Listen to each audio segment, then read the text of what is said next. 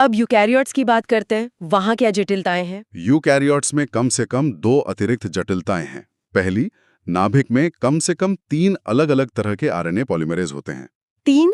कौन कौन से और क्या काम करते हैं? आरएनए पॉलीमरेज 1 ये आरआरएनए 28S, 18S और 5.8S का अनुलेखन करता है।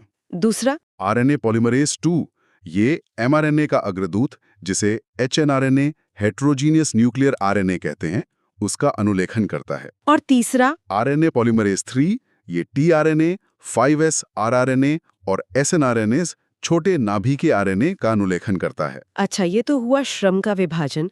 दूसरी जटिलता क्या है? दूसरी जटिलता है आरएनए प्रसंस्करण। RNA processing. ये क्या होता है? जो आरएनए पॉलीमरेज 2 प्राथमिक प्रतिलेख बनाता है, एचएनआरएनए, उसमें एक्सॉन और इंट्रॉन दोनों होते हैं और वो गैर कार्यात्मक होता है। तो उसे कार्यात्मक बनाना पड़ता है। हाँ, उसे एक प्रक्रिया से गुजरना पड़ता है जिसे संबंधन कहते हैं। इसमें इंट्रॉन हटा दिए जाते हैं और एक्सॉन एक निश्चित क्रम में जोड़ दिए जाते हैं। बस इतना ही नहीं, एचएनआरएनए में 2 और प्रक्रियाएं होती हैं, आच्छादन और पुच्छन। कैपिंग में क्या होता है? एचएनआरएनए के 5 छोर पर एक असामान्य न्यूक्लियोटाइड मिथाइल ग्वानोसिन ट्राइफॉस्फेट जोड़ा जाता है। और टेलिंग में? 3' छोर पर बहुत सारे 200-300 एडिनिलाइड अवशेष जोड़े जाते हैं और ये टेम्पलेट स्वतंत्र तरीके से होता है।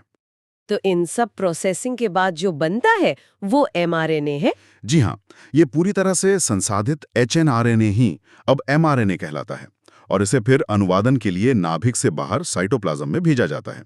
इन जटिलताओं का क्या महत्व हो सकता है? ऐसा माना जाता है कि ये विभाजित जीन व्यवस्था शायद जीनोम की एक बहुत पुरानी विशेषता है।